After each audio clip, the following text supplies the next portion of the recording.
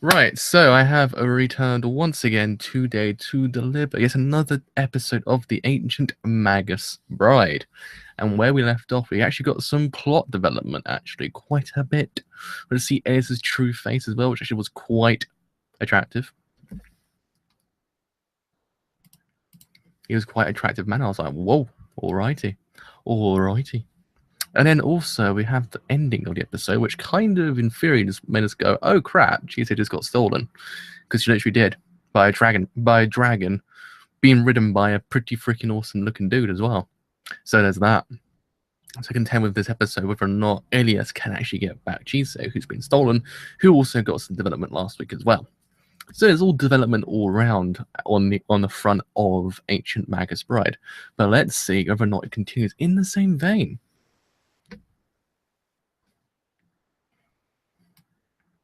I'm actually pretty excited as well because it's actually one of my favorite shows of the season. Probably, I think this is probably my favorite one that's actually new.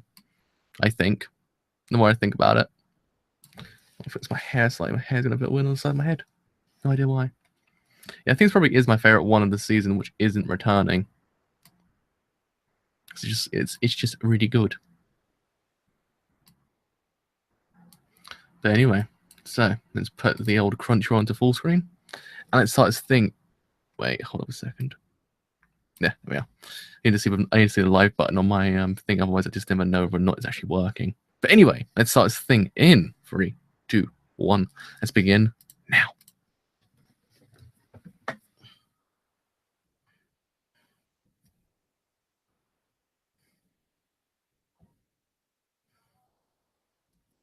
This OP is really freaking good as well.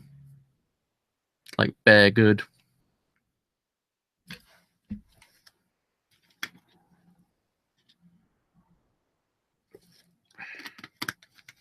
Like, bare good.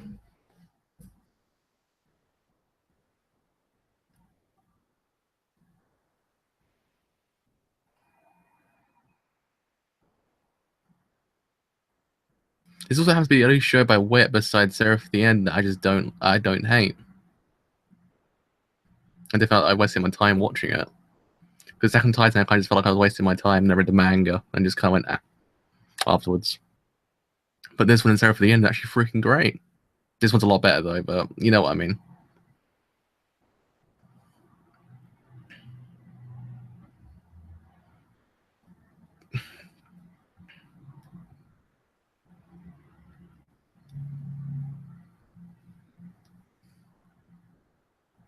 I feel like this actually probably is the perfect show for Wit as well because of their animation style.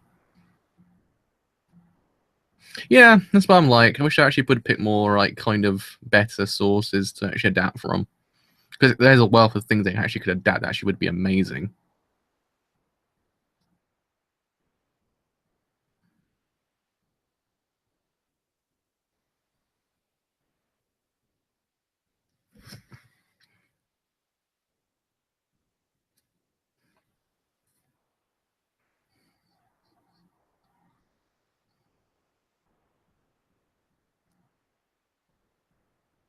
Yeah, I know what you mean.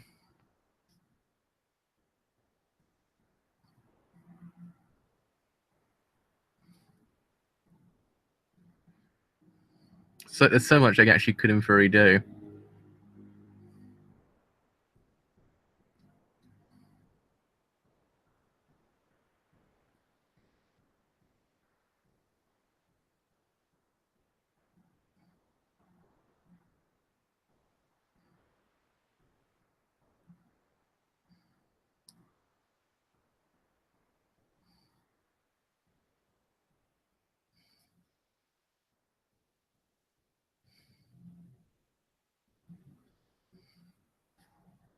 Hello, how's it going?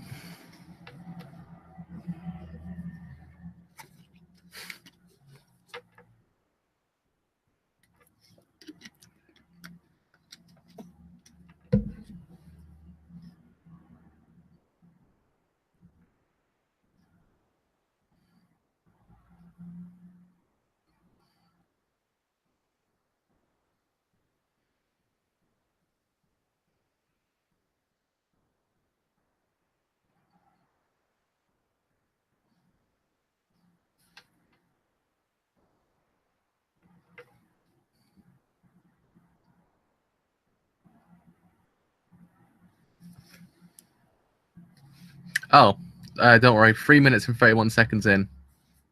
3:31.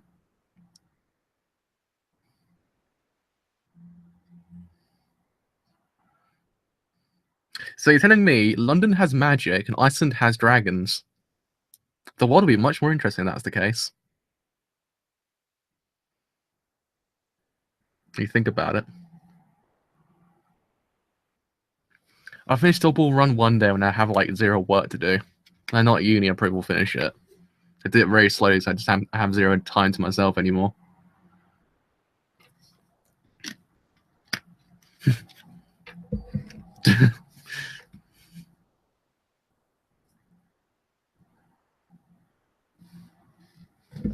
Oh man, that's pretty good. That's a pretty good guess then, actually. Pretty freaking good guess.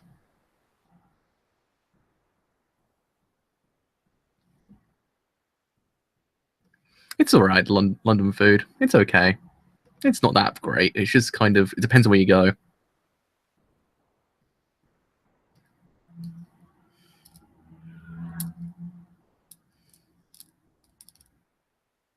Yeah, a lot has happened to it in a very short space of time, actually. When you think about it.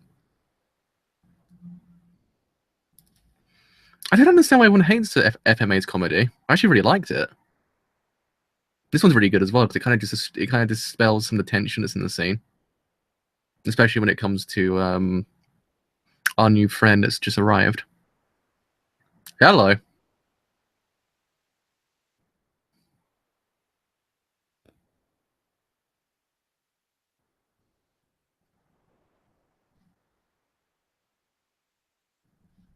Yeah, it's okay.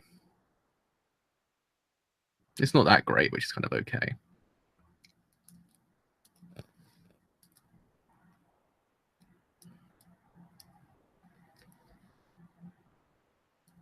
I live outside, actually. I have to go there quite often, but I live outside.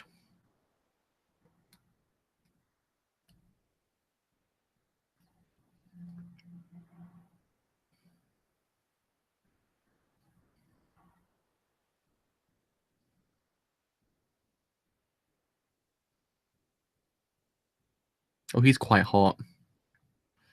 Oh, he's quite attractive.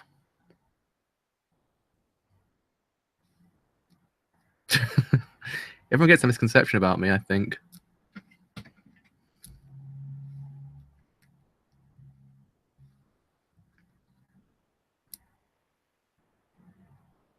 Everyone's really attractive in this show.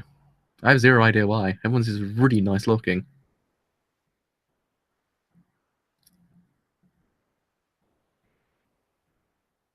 Oh.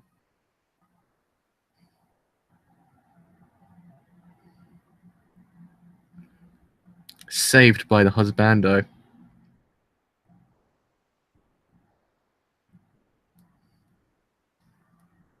I am actually English.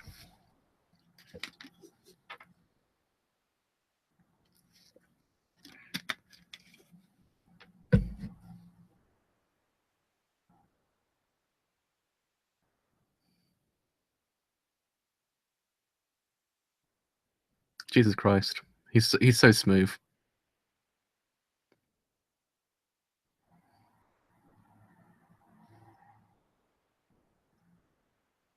We kind of find it okay. I think there's actually quite kind of a growing love for it, like recently. But we think it's okay.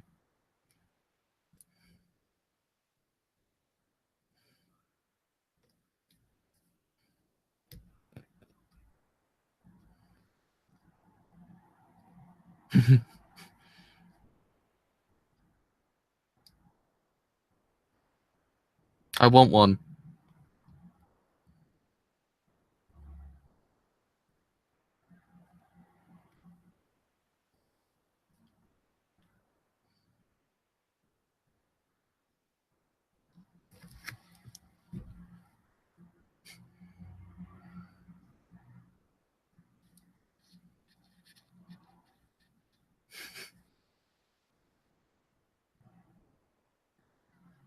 I want one. Actually, say that a lot of the English media is actually kind of its own thing. I think. TV shows at least. No idea of anything else. TV shows are very kind of English, at least to an extent. Please, can there actually be plushies of these things at one point? Otherwise, I'm actually going to be really, really angry.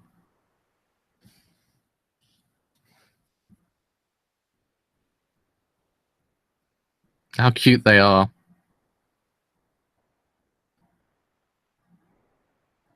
Can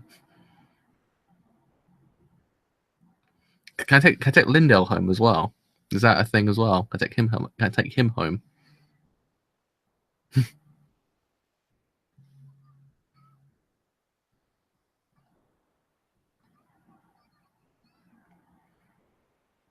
Yeah, the merchandise for this show will actually be amazing. Like, man.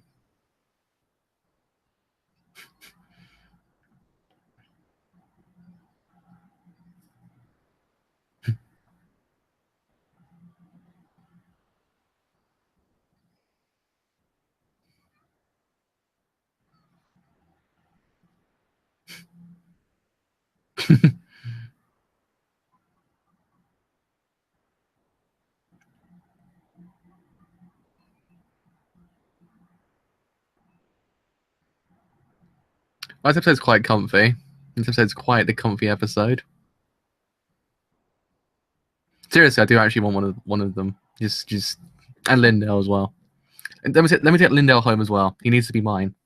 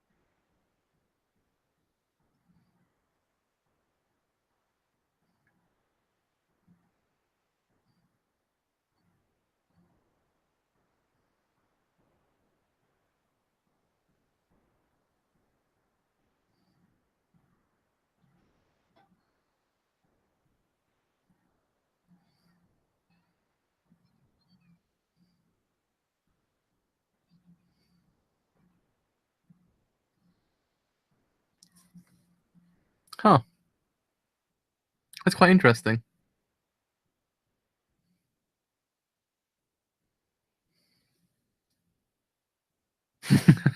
No, he can't. My house is very, very mine.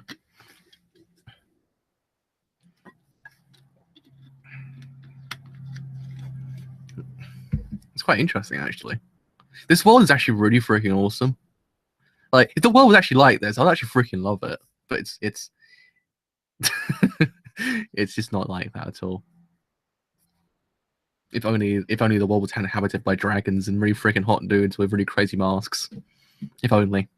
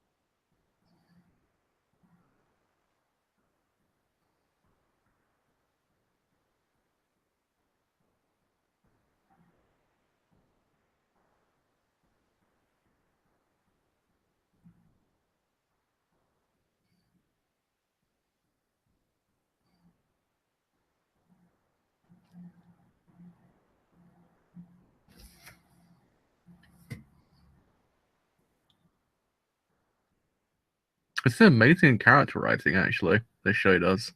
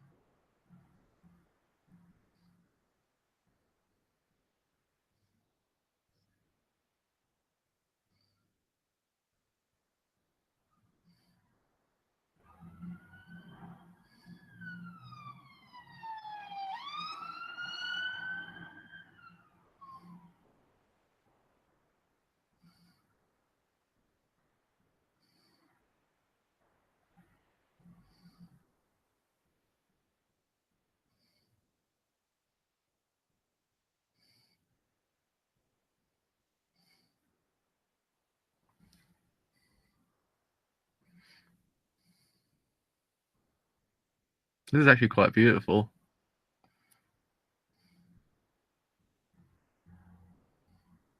It's making me tear up slightly. I have no idea why.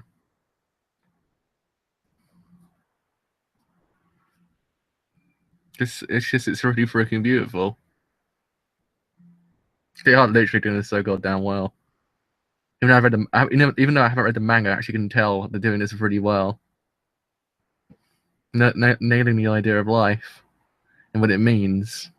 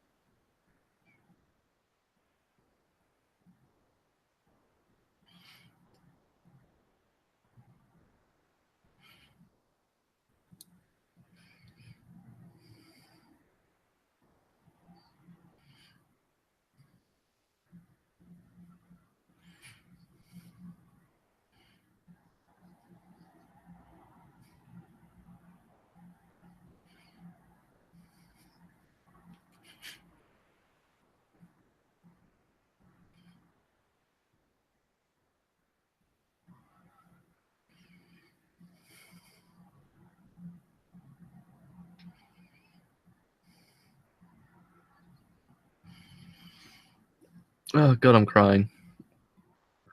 There we are. That one got me.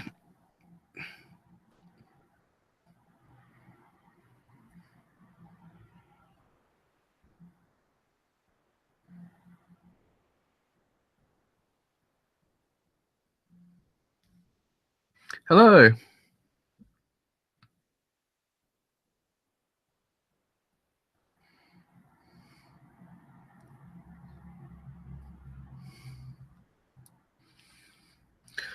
Oh Christ.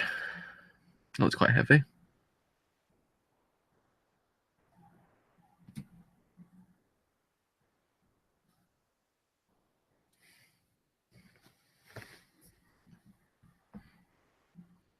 I didn't actually see that. I didn't see that earlier on today.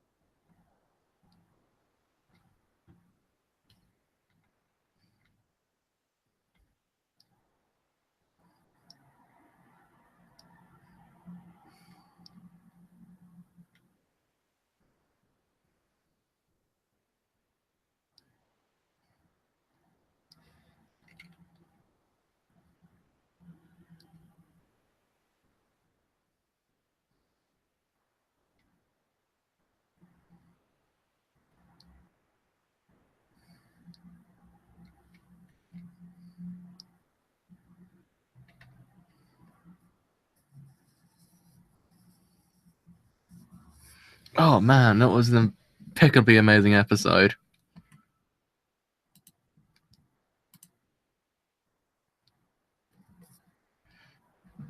Oh, that was absolutely impeccable. I must say, that actually kind of got me. It was just so beautiful. It was one of those moments that it kind of just catches you off guard by how beautiful it really is. The idea of life in general. It was actually kind of it was emotionally impactful for that reason. You just wait, really? Game of Season 2 just got announced. No way, really? Oh, that's good then, actually. Because Pine Jam's in a lot of trouble right now, apparently, they're saying. Like, a lot of the things that are going on there kind of, like, not very kind of nice. But man, yeah, this episode, it gets you because it's kind of the subtle things it does, how it interweaves these storylines into its actual kind of bigger picture. It's actually kind of really, really masterfully done. Like, you would not expect an episode that just involves around an old dragon to actually kind of make you cry, but it's just a way that he kind of just uses the idea of life and everything like that, and how he sees it, and how he just kind of just shows Chisei this kindness that she's never experienced in her life. It kind of just gets you as well. You're kind of like, damn, I wasn't meant to feel these emotions, but I am. Why am I feeling these emotions? It's one of those episodes that really does do everything it needs to do very well. The idea of storytelling, the idea of the OST, everything like that, just meshed together. It makes an amazing package that really just kind of gets you on an emotional level.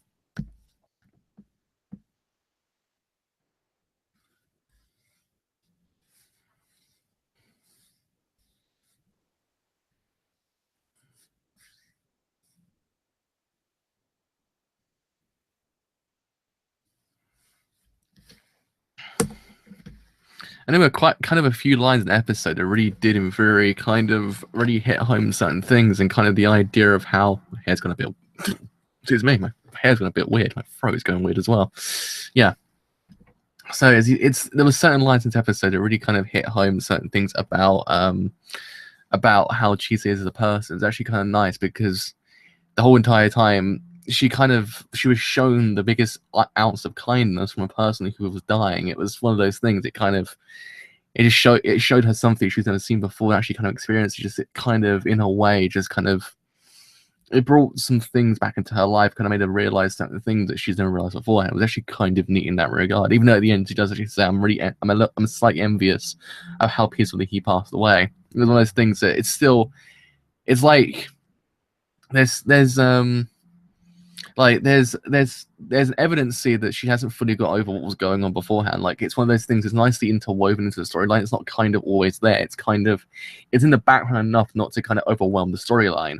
And it was nice that it kind of allowed her to kind of grow as time goes on as well. Like, in essence, the whole entire idea of her past is allowing her to grow forward and actually kind of become even a better person now. And these ideas, these people allowing her to see kindness kind of even evokes the idea. But yeah, I mean, going to the previous point, it's one of those things that it was nice, the fact that she got this kindness. Like, she's now experiencing something she's never experienced her whole entire life. It's just, oh really? That sounds actually kind of interesting. It's nice that she's kind of experiencing what she hasn't experienced with people that you would never imagine her to experience it from, because it's one of those things, it feeds back into this idea of who that it's not the person on the exterior, it's a person on the interior that kind of just shows you who you truly are. This idea of a person who you would never thought in your life to actually show her the biggest ounce of kindness, shows her the biggest ounce of kindness. Good old Elias kind of gives her a home and gives her a life that she never had beforehand, and he's very much a very, very kind of off-putting looking person. His idea, this massive kind of head, it's kind of terrifying. Its exterior is kind of terrifying, but the interior is a completely nice dude. Same thing with the dragon as well. The dragon's kind of, you would seem like he's kind of very unapproachable in a sense, because of how grandiose he is, how kind of old he is as well, because some people might not want to kind of go up to that whole entire thing. But in essence, he was kind of one of the most wisest people in the whole entire show, kind of showing her the kindness she's never experienced as well, kind of showing her something she's never ever once experienced in her whole entire lifetime, and actually kind of then giving the dragon his last memory that was actually kind of really freaking nice. Like, it kind of ended his life on a very, very, very nice note, and now he's actually even aiding her further in her life when she actually grows, become a mage, and actually then gets the wand. It's actually kind of neat. It's one of those things that he's always going to be there for her, even when he's not even there. Like, it's actually kind of cool. No, I'm actually not a professor, though I don't think I am. Maybe I am. I'm not even too sure anymore. I don't know. I've always kind of I like these kind of things. It allows me to talk for a long while. I like these things. It's just kind of neat, because other shows don't really tend to analyze too much, but these ones in Sangatsu kind of allow you just to kind of just deconstruct certain scenes and actually kind of just get into the nitty gritties of the show itself, because it was impeccably done. It's one of those ones that it pays itself very well. The one thing I really, really have to hit home that I really enjoy is the fact that certain other shows, it kind of will overwhelm you with a person's past, because Chise's past is absolutely horrible. Like, it's one of those things. She has a very, very kind of horrible past, but it's not overwhelming enough to the point that it kind of just becomes a bit tedious to actually kind of watch, because it's nicely interwoven into the storyline. One of those things that kind of, it's the background towards her character development.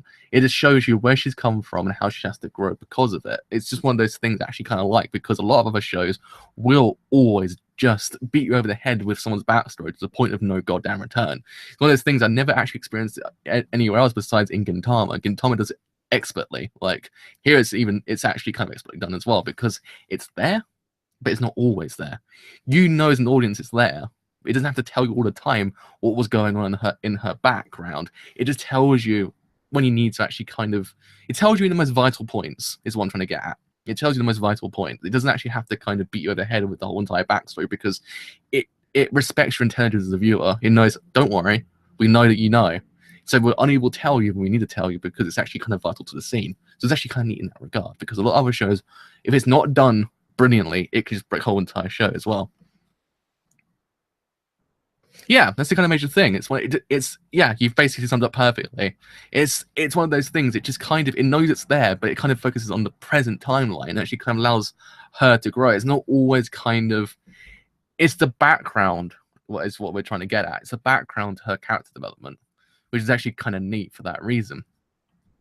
And the same thing happens here as well. The whole thing with the dragon as well. It kind of allowed her to actually kind of realize that there is there is life worth living. Like, she hasn't kind of got to the point yet where it's actually kind of like, she has got to the point where she thought it's all over, but now she's actually kind of realizing there is a beauty in this kind of very, very, very black and white world. It's actually kind of neat in that regard, because she's seeing beauty in the place that she never would ever imagine to see it, which actually kind of feeds back into this whole entire idea that it's brilliantly done, because you don't ever expect this kindness from someone that's kind of very unapproachable, very kind of in appearance, very scary. But it is. It's one of those things that it kind of teaches you, like Beauty and the Beast did, that it kind of, you should never take a person off their exteriors, because their interiors are always a lot better. Once they open up, you see what kind of person they are. It's actually, in that way, amazing. Oh, 3 favorite directors: David Lynch, Alejandro Jodorowsky, and Denis Villeneuve. There we are. That's my 3 favorite directors at the moment.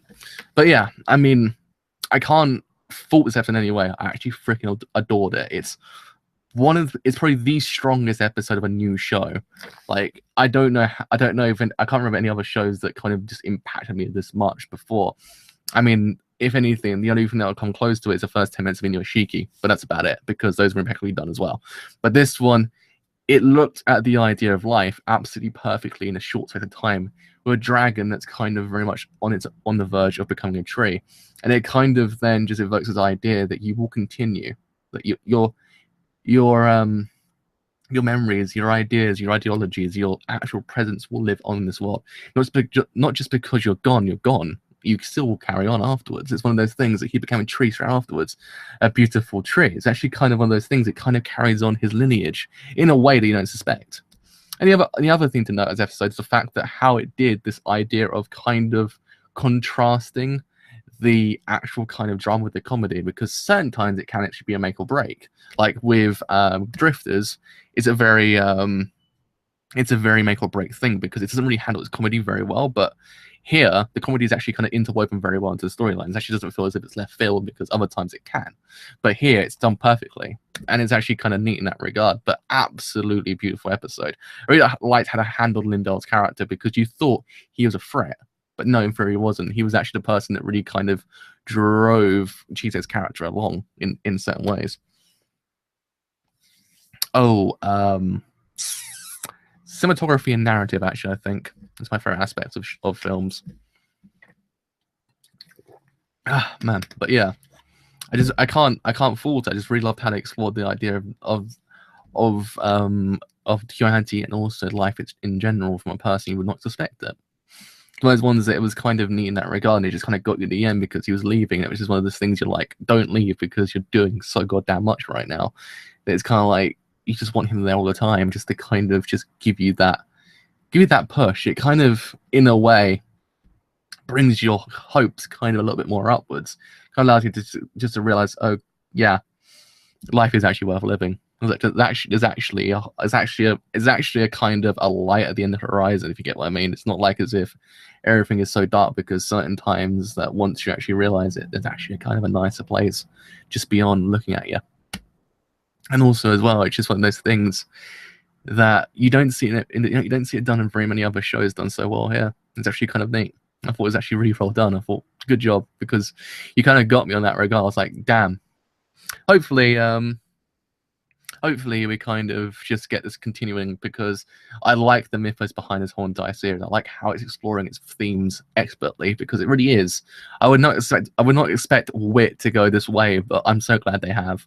I'm so glad they're actually showing their narrative chops here, because they are doing a fantastic job at really just kind of evoking these ideas so goddamn well that you really kind of suspect, why didn't it make more of these kind of shows? Because there's actually a wealth of these kind of shows out there, because a lot of mangas do actually tackle this idea to a point, in essence, this whole idea, the kind of the Beauty and the Beast kind of aspect. But I don't know. Hopefully they actually do adapt more of them, because there actually are some very great ones out there. I think he's okay. I think Nolan's okay. Like, he's got his movies. I think probably his best one's probably Prestige, maybe. I think Prestige is his best movie. Probably then Inception, probably then Batman Begins. But I don't think it's overrated. I think it's okay. But yeah. But man, it was nice. It was nice. Who would have thought that an episode that kind of looked as if it was kind of going to go badly for Chise's character ended up being the kind of not litmus test, but the kind of the stepping stone for her character to actually even grow further beyond. So hopefully the show just continues in this regard. Hopefully it just continues to even grow further with certain characters, certain relationships as well. Because really, I want to see Elias's and my throat is actually dying. I want to see Elias's and Chise's characters' relationship to grow, because it kind of seems as if it's kind of getting there. It's like there's aspects of it which kind of allow for it to kind of grow. Like certain scenarios really allow it to kind of just realize itself. So I actually kind of like that one. Yeah, I know Chisa's got a long way to go, though. It's kind of the major thing. She's not kind of fully out of that thing. She's kind of like Rey in a way, when you think about it. She's kind of, not to the same degree, but she's kind of like Rey in a way, the fact that she has to kind of get out of the bubble that she's in. It takes quite a long time. As a grandpa says in Sangatsu, it's not something that happens overnight. It takes quite a while for a person to actually kind of get out of that shell. They have to kind of just kind of realize it themselves. They have to kind of just grow themselves and actually kind of get better because of it. They can't just kind of just wake up one day like, yo, I'm actually okay now. It's not like that, because she still kind of has those thoughts. Not as if she's kind of just gone, oh Christ, I'm actually okay now. She isn't. She's got those thoughts still, but it's not kind of plaguing her mind too much. It's not kind of allowing her to kind of just fall into a deeper despair. It's just there enough that she actually can grow because of it. It's actually kind of interwoven really nicely, is what I'm trying to get at. It's one of those things that certain times these shows can really just kind of drive those things too much to the point it becomes a bit tedious. But as I said beforehand, here is done expertly. So yeah, I mean, all in all, fantastic episode. Really did like it. I thought it's actually one of those things that it just did what it needed to do absolutely perfectly. So yeah, I mean, damn, my eyes are killing me. I actually might move, what's it? Name that show.